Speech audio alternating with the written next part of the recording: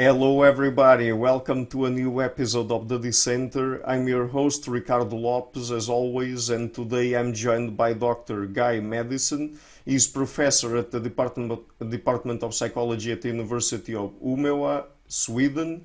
Dr. Madison does research in neuroscience, genetics, and evolutionary biology, and today we're going to focus on his work uh, on music, the psychology of music more specifically, and several aspects related to it.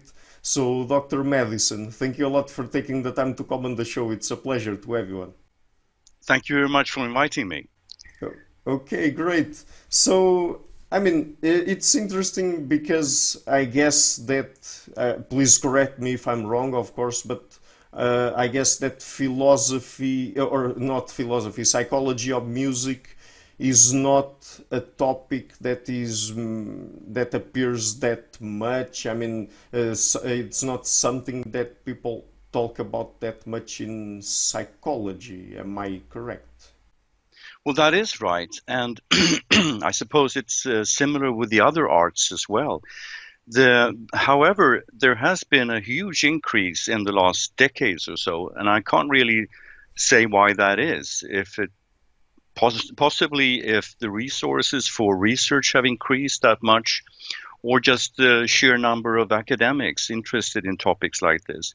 But my supervisor at the University of Uppsala, Alf Gabrielsson, he was one of the pioneers of music psychology, and he was very alone in that task back in the, I think, mid 70s when he started, early 70s actually.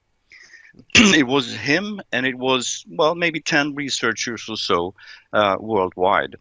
But in the it slowly began to increase in the 1980s, and now, today, we have a number of big research environments globally that work with music specifically. We have Isabelle Peretz and Robert Sartori's group in Canada.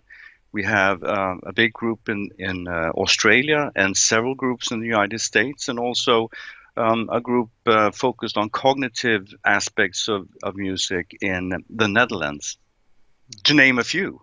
But there's a lot going on right now. Hmm. Oh, and in Norway also have a big consortium actually working with it. Yeah. And what are some of the main questions that you try to answer in the psychology of music? Some of the main topics that are brought to the table, or at least the ones that you find the most interesting? So should I only speak about the ones that I find interesting, or what sort of describe? Probably tell us overall what are the ones that are explored the most in the area. Well, I can't really claim to be able to cover them all, but in the early days of music psychology, it was very focused on cognitive aspects. So, for example, memory processes and information processing, how was that related to different subtasks in music, such as reading music and understanding the structure of music when you play an instrument, for example. Then there was a surge of interest in the early 2000s in emotions. Music is often claimed to be the language of emotions. So a lot of work went into that in questions like what kind of emotions does music actually evoke in listeners? How strong are they? How common is it? Does it always happen, or is there a particular set of emotions that emerge in the context of music that perhaps is not so common in other areas of life, and so on? And so I could mention a bit about that kind of work as well. Then, of course, a very important question is, I mean, for music practitioners who actually play music, how do you get good at music? What is good music? How do we practice? And what factors in general influences music aptitude and music achievement and things like that? And in fact, I have had the fortune to be collaborating on a big project that actually was able to answer a number of these questions, including genetic factors, the twin project that we conducted at the Karolinska Institute in Stockholm. Mm-hmm. Right. So let's try to cover at least some of those topics that people study in the psychology of music. And so, because our brains are the product of evolution, what do we know about the evolutionary basis of music? Could you tell us a little bit about that? Well, we know frightfully little. We can, as you say, it's reasonable to expect that it has, it is certainly related, but it's so difficult to tell because the environments, have changed drastically for humankind, and not least in the last 100 or 200 years with industrialization. It's it's hard to imagine how totally different the environmental conditions and pressures are today as compared to earlier times of our history. And that poses a huge problem for understanding evolutionary basis of music. Perhaps we use music today for quite different reasons and with quite different motivations than people might have done before. But certainly there should be connections, and that is one of the things that we have studied. Well, for example, some things that speak for an evolutionary origin of music are that we some of our musical aptitudes seem to be specially designed for music. We have this sense for rhythm, we have a sense for pitch, and that seems to be rather unique, perhaps not totally unique amongst the primates, but certainly humans have better abilities in those respects than other primates. And now I'm talking about people even without any musical training or very little music experience. So that kind of indicates that it is something that we are pre-wired for. Mm-hmm.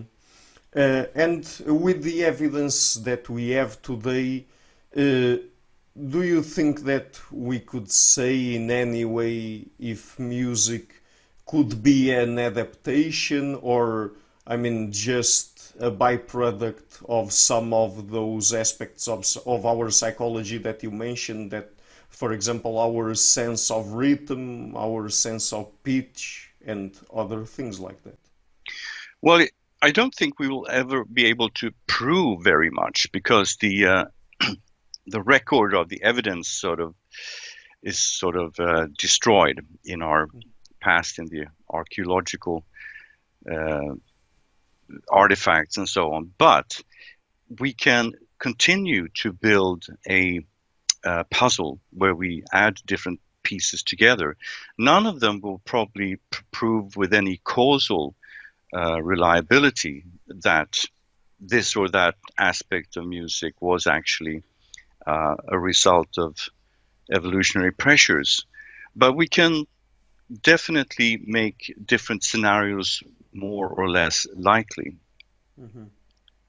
Uh, Um, so a popular theme you mentioned, if it's a byproduct or anything else, and a very popular candidate there is language. And there have been several entire conferences devoted to the idea that music and language co-evolved somehow, or perhaps that the musical behaviors rely on language predispositions, or perhaps the contrary, that language abilities rely on predispositions that were originally evolved to facilitate some kind of music behaviors. Mm-hmm.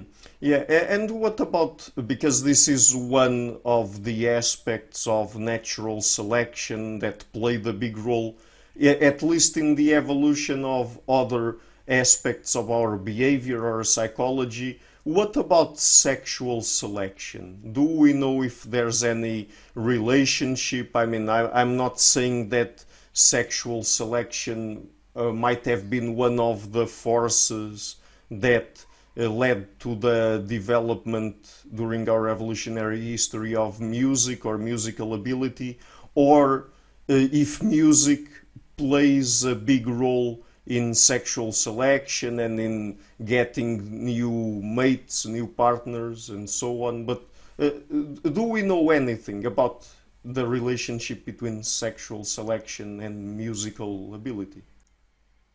Yeah, we know some things. I mean, for starters, we can look at just observe what we do in the environment, and we have these. Let's think about fans and cults around artists. They tend to focus to a great deal on artists in music, pop stars, rock stars, things like that. There seems to be something there where indeed a lot of women feel very attracted to very famous or successful musical artists.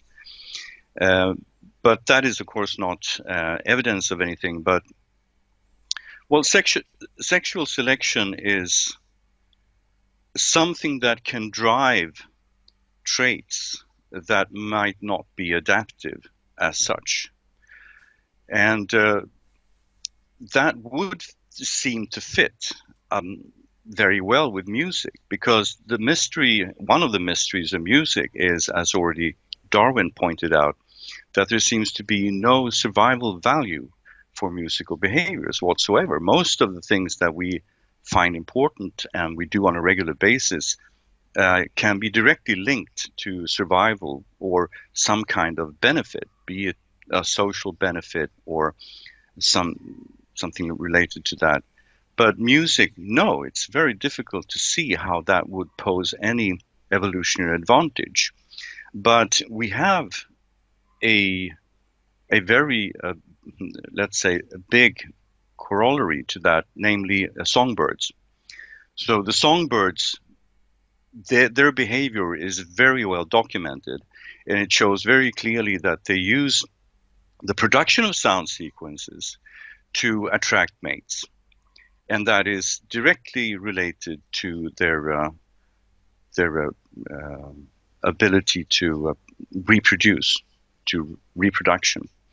So this scheme has apparently been applied before in nature with the songbirds and also with a few other species. So it would seem reasonable that it might be the case also for humans. And there have been a few studies, not that many, that have tried to directly test this hypothesis. Mm-hmm. Yeah, and since you mentioned other animal models, I mean, that points toward, at least to some extent, some sort of evolutionary basis for music. But are you saying that those other animals also have musical abilities, or are the vocalizations that they produce something else but not music?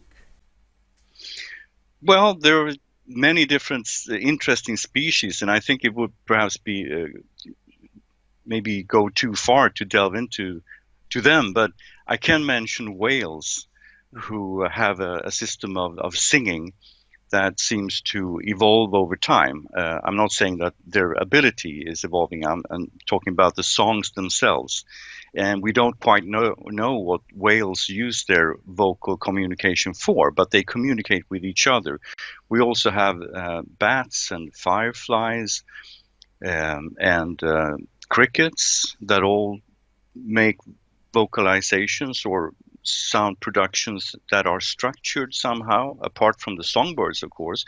And within the songbirds themselves, this is a huge variability with at least three different main principles for sound generation, where in some cases they simply learn an external model, and on the other extreme, they have a inherited song that they sing that is pre-wired genetically. and so on. And at least in the case of bats and the fireflies, we can see that the vocal productions or sound productions are definitely directly linked to reproductive behaviors. Mhm. Yeah. Earlier in our conversation, you mentioned the fact that there are also some studies, I guess that we can say they are from behavioral genetics, where people studied the genetic basis of musical ability, the genetic variance. I mean, probably the differences between people that have higher or lower musical ability. So, what could you tell us about that? Does musical ability have some sort of genetic basis, or are the differences in musical production between people explained at least in part by genetics?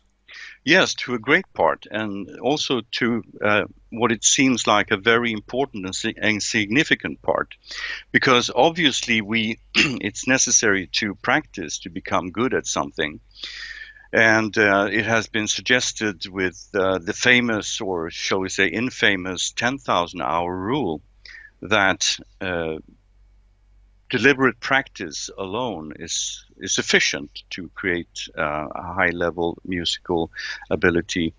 Whereas that seems not to be the case at all, because if you look at, well, basically, you can look at this many different ways, but one way to look at it is to estimate the genetic correlation between, on the one hand, the amount of practice that a person puts in, musical practice, and on the other hand, the musical achievement that that person has in the end.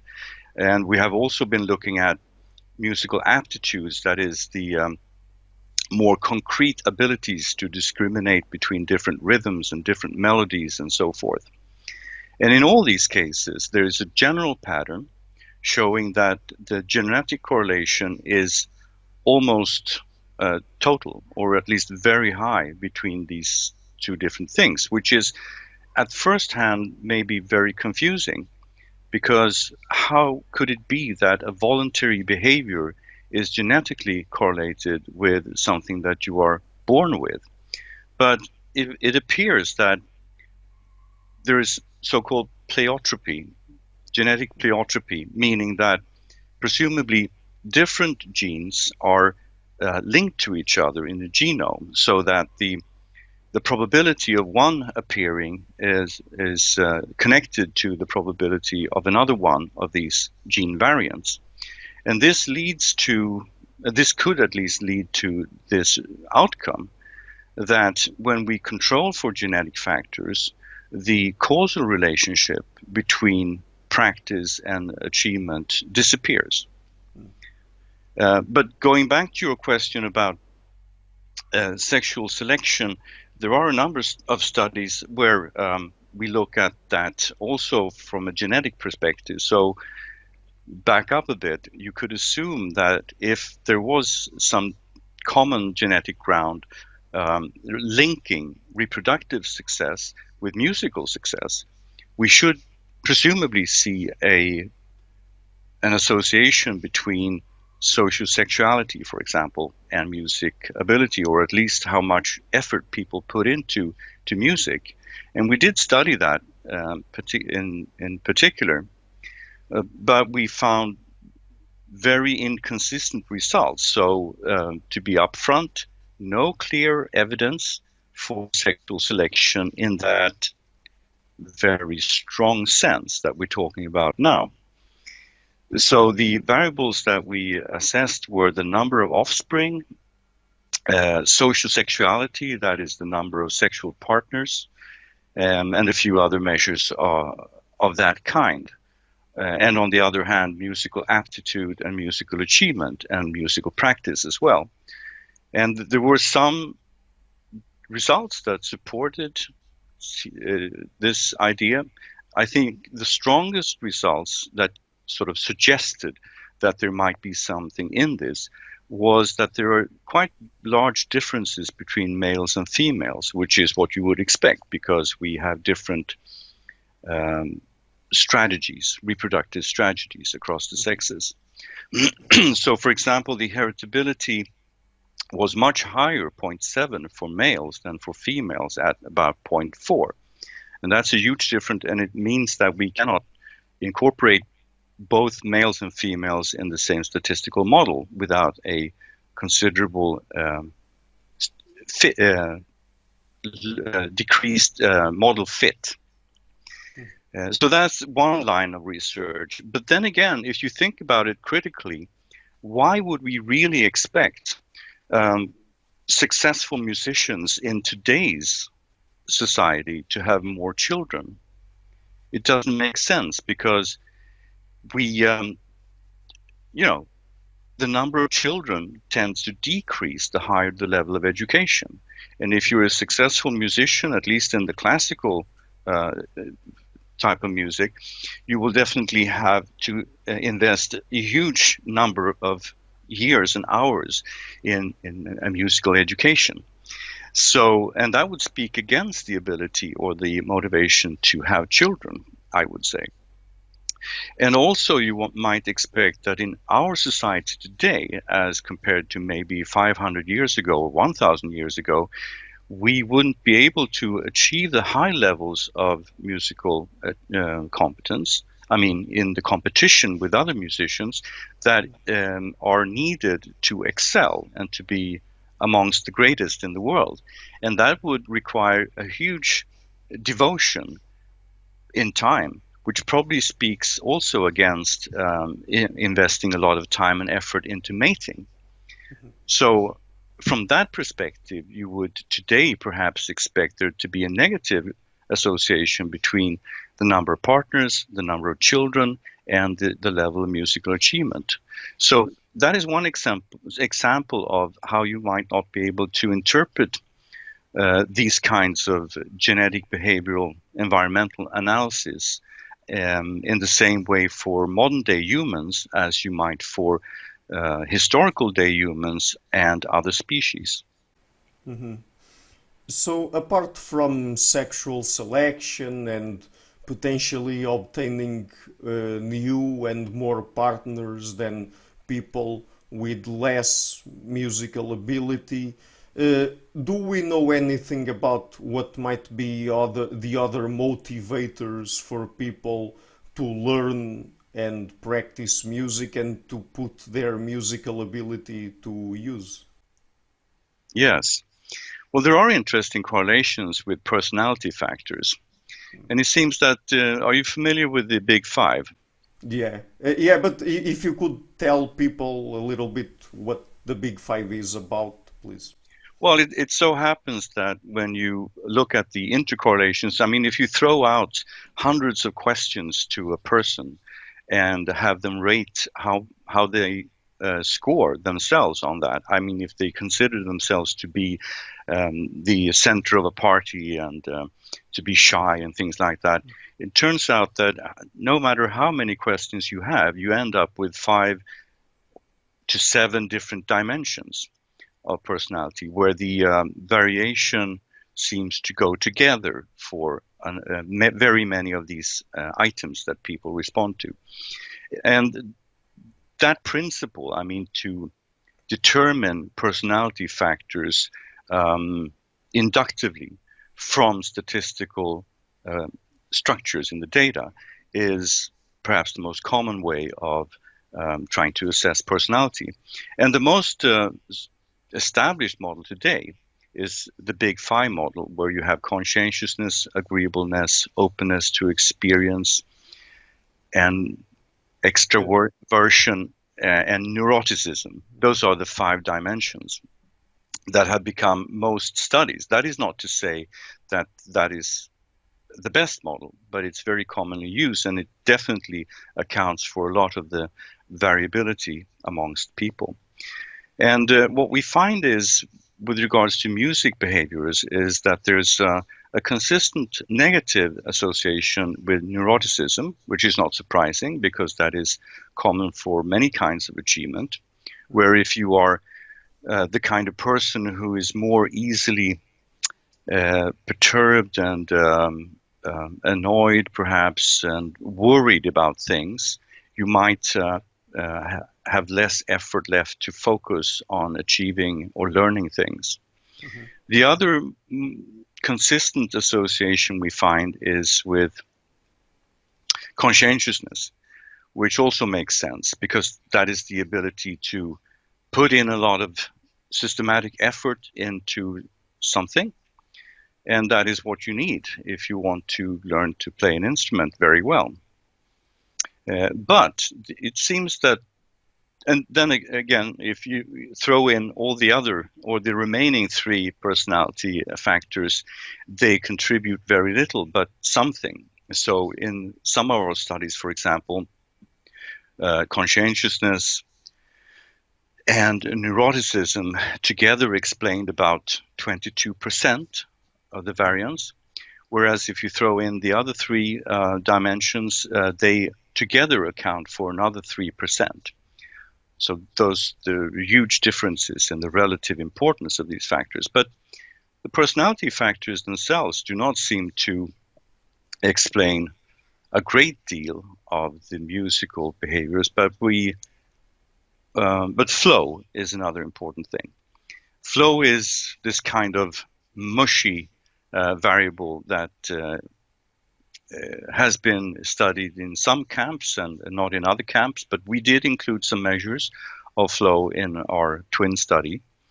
And that showed to be quite important, in particular, of course, for the experience of musical flow. I mean, flow that people experience together with musical behaviors. Mm-hmm. So there seems to be some kind of underlying factor, which is also highly heritable, in fact, at about 0.3, that is very important to motivate people to put in the often extreme measures of practice that is required to be great at music.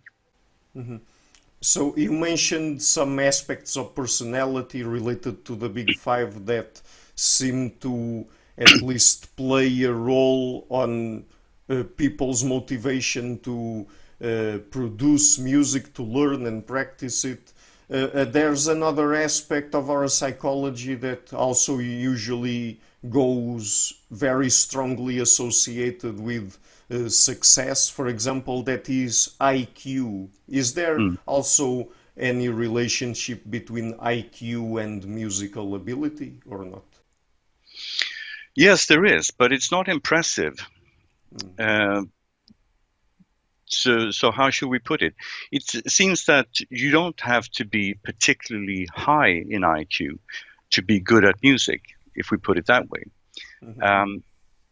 IQ has a profound influence on most of the things that we do, definitely.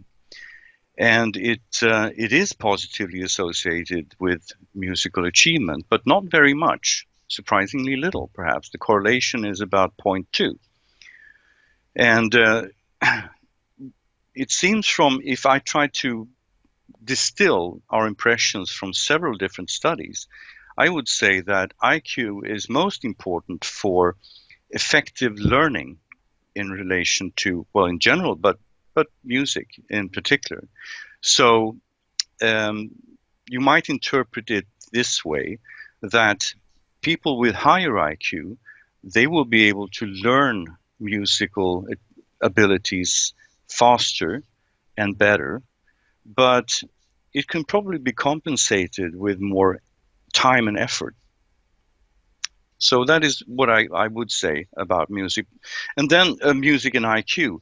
And also, of course, when it comes to, it's always the case that the importance of IQ increases with the difficulty of the task. That's a general rule across all different domains of behavior. And that is certainly true for music as well. So if you consider things that are particularly difficult, and I would say being a conductor, being a composer, where you compose multi-part, complicated music for a whole orchestra, things like that, I would expect those people to be way above average IQ. Earlier you mentioned that there are some, I mean, if, for example, people with lower IQ, if they practice a little bit, then they might be able to achieve a certain level of musical ability. But at the same time, if I'm not mistaken, you've done studies where it seems that the conclusion you arrived at is that practice does not really make perfect. That is, there are at least people that even if they practice a lot, they won't get that much better at music. Is that correct? Yes, that would be the implication of the things I was talking about before, that there is a genetic pleiotropy between the tendency to practice and the musical aptitudes. So to clarify these things, let's first define what I mean with musical aptitude. It is the ability, the crude ability to do certain things that have to do with music. As I mentioned briefly before, discrimination between different rhythms and between different melodies. Um, so things that are fairly cognitive in nature. So if you call that musical aptitude, we did test that directly in in a formal test where people actually went through a test paradigm. So, and then on the other hand, we have music achievement, which is what you actually do with music out in the real world. And that we measured by a self-report questionnaire where people had to mark if they had been playing music by themselves at home or in a context with friends or being paid for music performances and so forth, all the way up to being an internationally renowned artist. So these are two quite different measures of musical ability, if you will. So starting with the music aptitude thing, that is to a high degree inherited. That's something you were born with, more or less, of that aptitude. And that aptitude is correlated at about 0.2 with IQ, which is not surprising because that would be the pattern that emerges for many kinds of abilities of that kind. For example, sensory discrimination, where you decide which of two angles are different or something you can feel with your fingers or something like that. So that being said, what can we say about IQ and musical achievement? Well, I can't say that we've delved into that in any depth, but the correlation is very small, if anything. Mm-hmm. What I would predict is that it is probably so small that it's insignificant when it comes to less, say, difficult musical behaviors. So if you're an amateur musician and you play in your local community, the extent to which you do that is probably not correlated with IQ at all. That's my prediction. However, if you are a very highly skilled artist, a conductor perhaps, or a composer, then the ability to perform in that and that at that high level will be highly correlated with IQ. Mm-hmm. And to add to the picture, as I mentioned before, all kinds of learning where you actually get better at doing things is correlated with IQ. It's a bit difficult, this, because on the one hand you have these absolute levels, and on the other hand you have associations between different measures, and they can be different in different situations and mean different. But it's not a surprise to conclude that IQ is always good. In a reasonable range, more IQ makes people perform better, whatever they do, whether you're a chef or an athlete or whatever. Mm-hmm. Yeah, I understand. So let me ask you about another sort of relationship that another aspect of our psychology or behavior might have with music. So it's interesting because, for example, when people do some sort of physical exercise, wherever they are, there are people, at least some of them, that like to do it with music in the background. And I mean, we also associate dance with music. So, is there any direct relationship between music and physical performance? I would imagine that it would depend a little bit on the type of exercise, right? So I'm not sure if you're talking about physical exercise Yeah, physical exercise, yeah. or rather physical behavior in general. No, I'm So talking about mhm, physical exercise, yeah. yeah. So there, the most important aspect of music is probably that, as you say, it's used as some kind of facilitator of exercise. And what really can I say about that? I mean, we've been studying that quite a lot, but the interest there was really more about the music itself. That is, why would it be that music functions as a motivation for increased physical effort, for example, as seems to be the case? And we were interested in then exactly what in the music. Is it the, let's say, the melody, the harmony, or the rhythm that has this beneficial effect, if anything? So what we found there is that it seems that the rhythm is quite sufficient. So having a good, well-pronounced rhythm makes people feel it. It doesn't make people actually perform better. It doesn't give them greater strength, muscular strength or so, but it makes them more persistent in perhaps practicing for longer time. What we did was to take away certain information in the music, like the melody and the song line, to see if it made a difference, but it didn't. And that this uh, we interpret it the way in this way that whatever it is that is motivating and interesting and draws people to music seems not to be important for when they do exercises. Hmm. You would think that what makes music attractive can increase people's motivation or well-being and things like that. And it does, at least subjectively, but apparently it does not make people perform better physically. Hmm. Yeah, I understand. Uh, and I know that at least I read one study of yours where you studied the role that isochrony might have played in the evolution of human rhythm. So, could you tell us what is isochrony and then what was exactly you tried to understand in that paper? Oh, I'm not sure which paper there is. Actually, there are quite a number. I Okay. think 10 or 15 different papers involved with isochrony and timing in general. So, Mhm.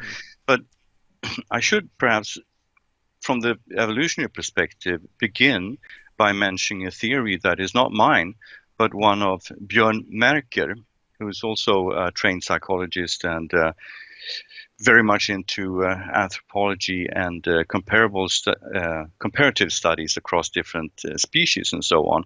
And his theory is that in ancient times, humans, or rather human ancestors, sorry, not ancestors, forebears, primates, they might have had an adaptive advantage in terms of natural selection if they were able to synchronize their behaviors to each other's.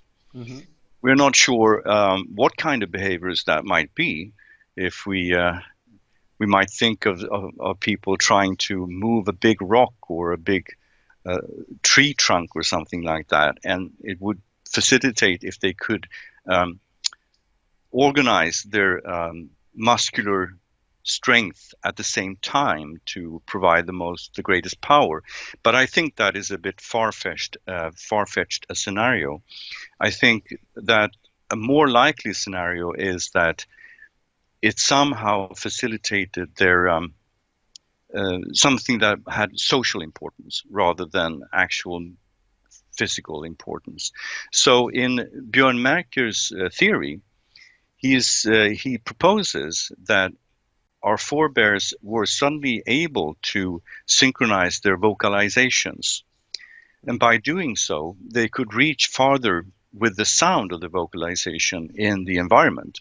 And it can readily be shown that that is the case. If two individuals produce sounds simultaneously, it will reach farther. Now, the point of this is, of course, that humans are not capable of producing continuous sound like a machine, like a siren, but we have only an exhalation to our service when we make sounds.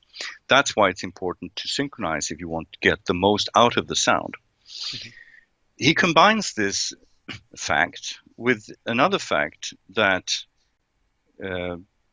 humans are exogamous. That means that the females tend to be the ones that leave their home environment and roam around in search of a mate. So if females were somehow roaming around in the environment looking for suitable mates or a suitable group that might contain mates, they might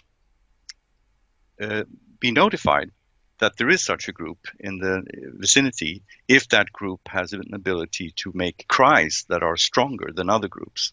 That's the basic idea of his theory. So that is one, but all of this is, of course, pure speculation. It's just an evolutionary scenario, but it does make sense. It could have happened this way. It could have happened some other way as well.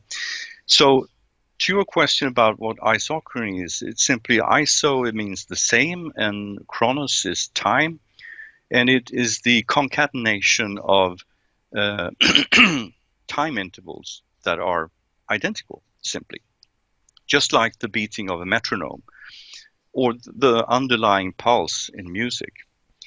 And it does turn out that this is extremely important for music even today, even without the evolutionary scenario, because it is the main factor behind our ability to synchronize so that two or more individuals can actually produce music together. You know, in the case of the big orchestra, it is to some extent the movement of the conductor's hands that helps to synchronize the music. But I think in practice, even more so, the joint sound that the orchestra produces is what guides people as to when they play their notes. And it's interesting that in all kinds of music, almost, you will find some kind of isochronous level. And people love to think of exceptions. When you say that there is a general, something general is a general truth, people like to think of occasions when that is not true. So we can think about non-measured music, for example, where people might sing melismatically without any underlying pulse. And that is true, it exists, but of course, you can't synchronize to that. That kind of music performance is typically made by a single person. And it might occur as an interlude in a longer piece. What have we in the Baroque music where there are certain, I don't remember what they're called, but anyway, it's a part where the singer is allowed to do their own thing for a while. And that is typically non-measured in the meaning that there's no underlying pulse. Then we can grip another example, the very complicated polyrhythmic music of West Africa, for example, or some kind of art rock or hard rock with very complicated rhythms. And you might say that this is no simple 4/4 time signature. And that is quite true. You might have a very complex structure with 9/6 and then two bars of 5/4 and whatever, any kind of complicated combination of time measures. But you will find that in all of these cases, I think without any exception, there is an underlying pulse. You can tap your foot or tap or nod your head to even that complicated music. Mm-hmm. So that is, in a way, the significance of isochrony, put simply, because it's some kind of general guide that all humans, regardless maybe of their musical ability and skill, can utilize to understand where they are listening in the musical structure and where they can hop in and contribute, either by tapping their hands or by playing an instrument or whatever. Mm-hmm. So let me just ask you about one last topic, and I guess that many people would be interested in knowing the answer to this question. Uh, is there any specific type of music that people tend to like the most, or what is the what is the type of music that people tend to like the most? I mean, first of all, are there any universals in terms of musical preference or not? Yeah, there is a huge number of universals, really. And those are the common things across all the musics of the world, I would say. And they are isochrony, as we were just talking about. There is a regular pulse in the music. There is discrete harmony, or there is harmony built on discrete pitches. Mm-hmm. That's a very important musical universal. By that I mean that the tone frequency is continuous. Me. You can have any pitch at any point within the range of your instrument, but in all music, that is strongly restricted to a certain set of discrete levels. Da, da, da, da, da, da, da. And there's a big gap between these discrete pitches. So in our Western tonal system, we have the 12-tone division of the scale, where we usually use 7 tones in that, or pitches in that scale. And we can discriminate much smaller differences in pitch than between the two closest tones that are separated by a half note.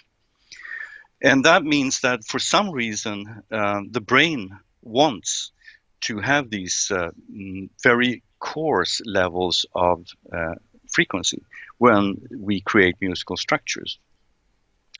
And that is probably because there are so many. I mean, we don't need more pitches, simply.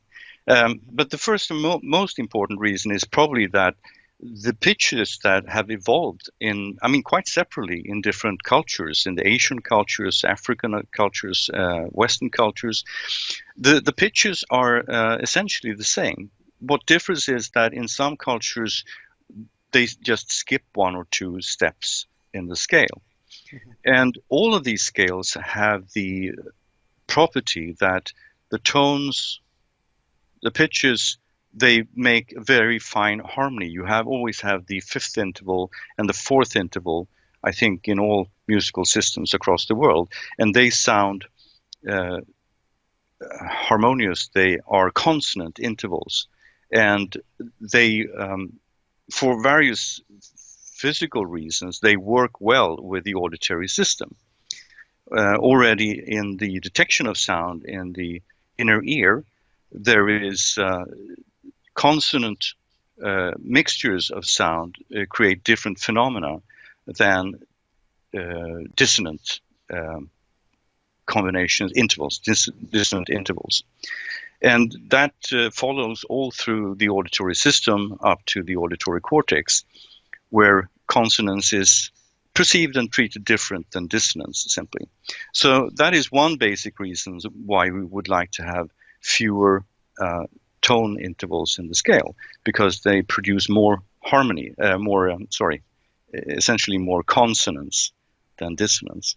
And another one is simply memory restrictions, that it's easier for the brain to work with a limited set, a smaller alphabet, if you will, than if we had, for example, 20 pitches or whatever in within the octave. But then there are certainly many other features that are common for the different musics around the world.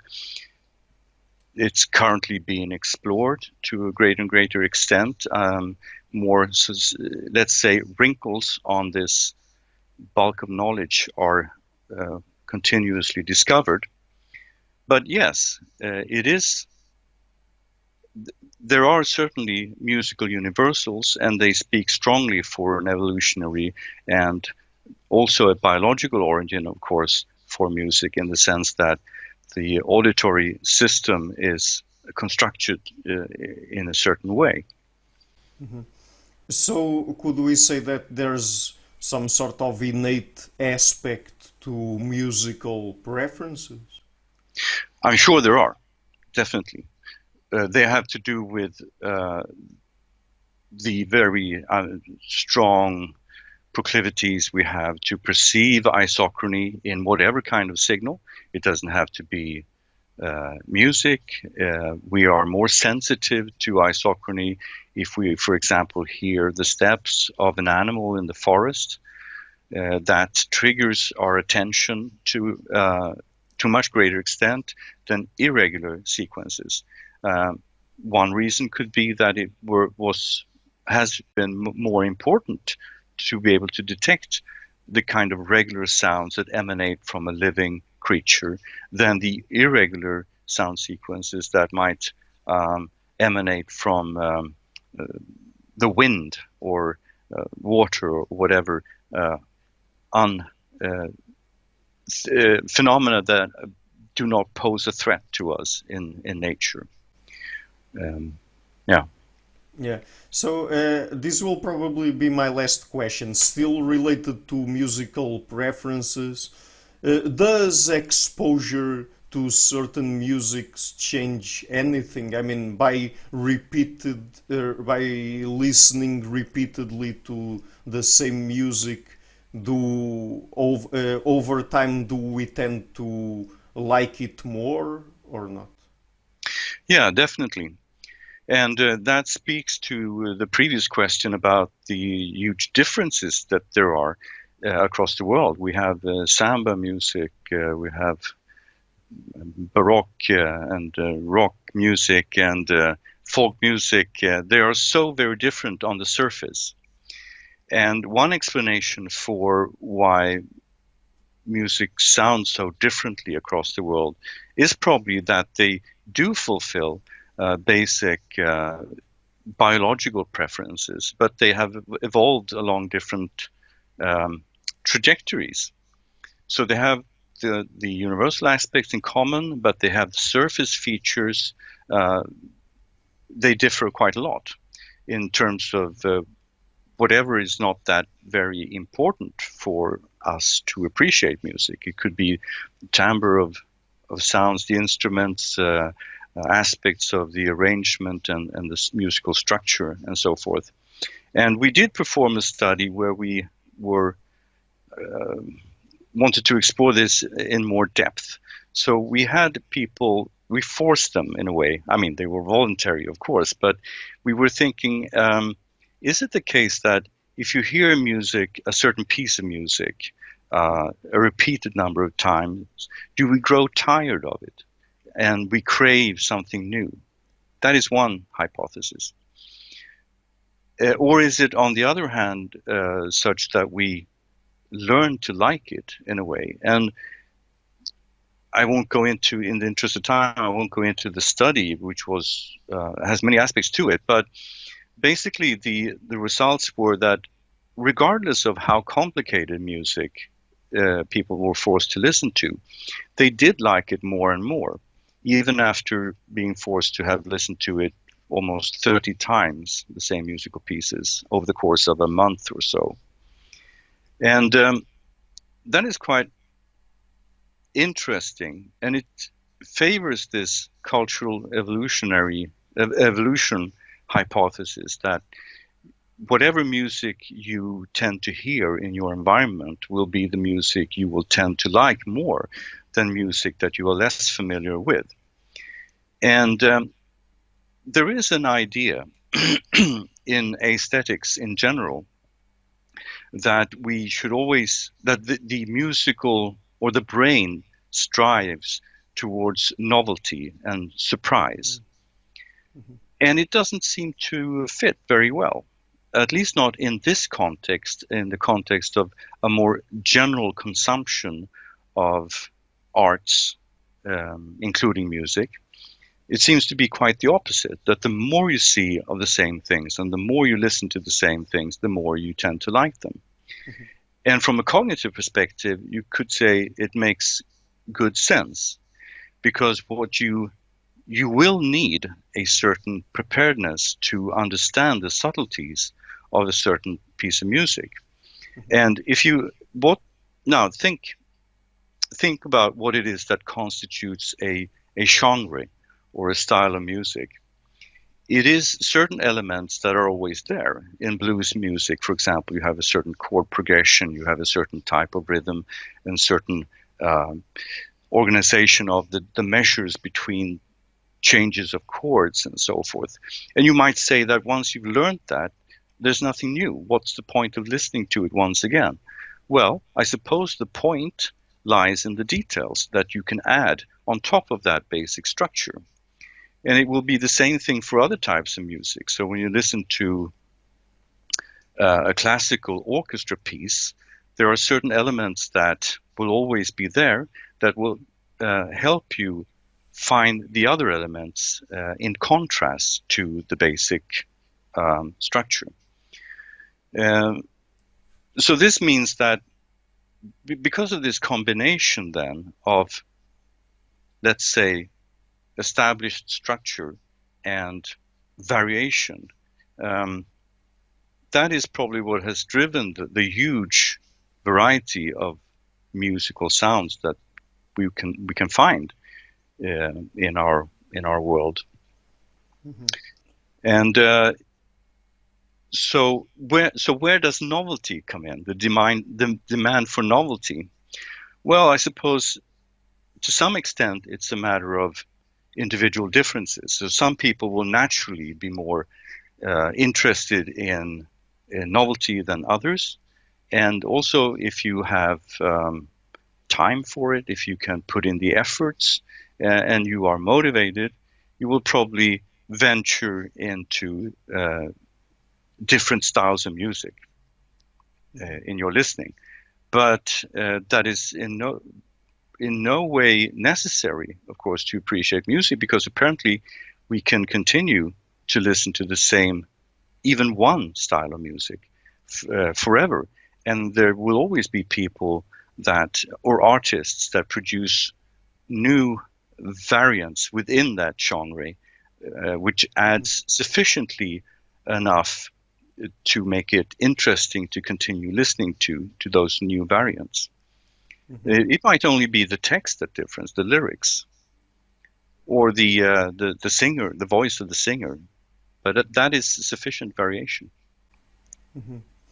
Yes, so at a certain point there, I think you mentioned cultural evolution, and since by being repeatedly exposed to the same music or the same type of music, over time people tend to like it at least a little bit more. I mean, even with that in mind, it must certainly be the case that that wouldn't be enough by itself for particular music to be culturally successful, right? I mean, earlier we also mentioned musical or universal, so I guess that it would at least have to check some basic traits for it to be at least appealing to people, right? Absolutely. There are many such features, some of them, most of them found amongst these universals. And so there's an interesting example, the 12-tone music by Arnold Schönberg, for example, who I would say from an intellectual point of view, said that, look, most music has some pitches that occurs more often than other. That seems kind of stupid. Let's do away with that and let all pitches occur equally often in a piece of music. That is one of the basic ideas behind the 12-tone music concept. And that was not at all successful in terms of liking. So that might be one drastic example, that if you violate certain of these basic properties or rules of music, it becomes much less attractive. And also, if you will destroy the rhythm, if you will play the music very irregularly and badly in a way, that's not appealing at all. If you put in false notes that can in no way be accommodated within the harmonic structure, that will also strike people as horrible. And it's very interesting that to move about in the borderland between these very highly predictable types of music and the more unpredictable that seem to violate the rules, as it were. I mean, jazz music is a prime example. Of course, within jazz, you have many different types, but one central feature of jazz, it could be argued that is to stretch the limits of what you can do, and people still like it. And again, jazz is a different genre, and it has certain elements that is always there, at least within a particular style of jazz. So people who have listened a lot to that type of jazz are probably much more better prepared to like it and to appreciate the subtleties that, for example, soloists would put into the music, where it seems that the point generally is just to show off what you can do with a certain musical material. How far can you go? How innovative can you be when you organize the notes that you have in your box of tools, so to speak, and create something new or interesting or likable with it. And as different jazz artists continuously press themselves to do this, some will be more fortunate. Sometimes you will, because you go out on a limb when you do that, you will sometimes fail at least a little bit, and that's part of the game. I mean, you can't win if you don't risk failing. So there will be performances that were not so good. You went too far. The audience didn't like it, and there will be performances that are just brilliant, and that you, in the heat of the moment, someone could, with all the skills and with the tools in the toolbox, could produce something that went above what was before. And hopefully someone pressed record so that it could be saved to the afterworld. But it is in that range of music that we find probably the limits for what is likable in general about music. Mm-hmm. Okay, so Dr. Madison, we've already covered a lot of topics about the psychology of music today. Let's end the interview here. Just before we go, would you like to tell people what would be some of the best places on the internet for them to find your work? Oh, I'm not very much present on the internet, but what I do update the information that is on Umeå University's website, so you can easily find a list of publications there and a description of projects. and also on ResearchGate. That's a social media site for researchers. You can find much of my work there. Yes, I'd say that's probably the best places to start looking. And if anyone is interested in more detailed information, feel free to contact me directly. You will find my email address at the Umeå University website. Mm-hmm. Okay, great. So I will be leaving links to all of that in the description box of the interview so that people can go and check your work out. It's very interesting. And Dr. Madison, again, thank you a lot for taking the time to come on the show. And hopefully in the near future we could be able to arrange another interview to talk about other topics of your work, like gender, the politics of gender, gender in academia, gender studies, and things like that. So let's do that. Yes, sure. Thank you for having me. Hello everybody, thank you for watching this interview until the end. As you might have noticed, I've started this channel back in February 2018 and have been putting out regular interviews with academics and intellectuals from a variety of fields. And to keep the channel sustainable, I would like to ask you to please visit my Patreon page and to consider making a pledge there. And I also have links to PayPal in the description box of the interview. Otherwise, and if you like what I'm doing, please share it, leave a like and hit the subscription button. I would also like to give a huge thank you to my patrons and main supporters, Karin Litska and Blanchett, Perga Larsen, Lau Guerrero, Francis Ford, Hans Frederick Sunda, Ricardo Vladimiro, Greg Healy, Adam Castle, Olaf Alex, Jonathan Wiesel, David Diaz, Anian Kata, Jacob Klinkby, Matthew Whittingbird, Arno Wolf, Tim Hollacy, Enric Alenius, John Connors, Paulina Barron, Philip Force Connolly, Jerry Mueller, Herbert Gintis, Rutger Voss, Bo Weingart, Rebecca Newberger Goldstein, Dan Demetri, Robert Windeger, Rui Inácio, Arthur Coe, Marco Neves, Max Bailby, Colin Holbrook, Susan Pinker, Thomas Trumbull, Bernardo Seixas, Pablo Santurbano, Simon Columbus, Jorge Spinha, Phil Kavanagh, Corey Clark, Mark Blythe, Roberto Inguanzo, Mikkel Stormir, Eric Neumann, Samuel Andreev, Tiago Nunes, Bernard Hugney, Alexander Dunbauer, Omari Hickson, Felicia Stevens, Fergal Cusson, Evan Bodrenko, Hal Herzog, Nuno Machado, Don Ross, João Alves da Silva, Jonathan Leibrant, Oslam Bullet, Nathan Nguyen, Stanton T, Samuel Correa, Eric Hines, Mark Smith, J.W., João Eira, Tom Hummel, Sardus France, David Sloan Wilson, and Yacila Deza Araújo. My producers is our Weber, Jim Frank, Lucas Stafiniak, Dr. Ian Gilligan, Sergio Quadriano, Luís Caetano, Matthew Lavender, Tom Van Egdam, Curtis Dixon, João Linhares, Benedict Mueller, Vega Gidi, and my executive producers, Michel Rugieski, Rosie, and James Pratt. Thank you for all.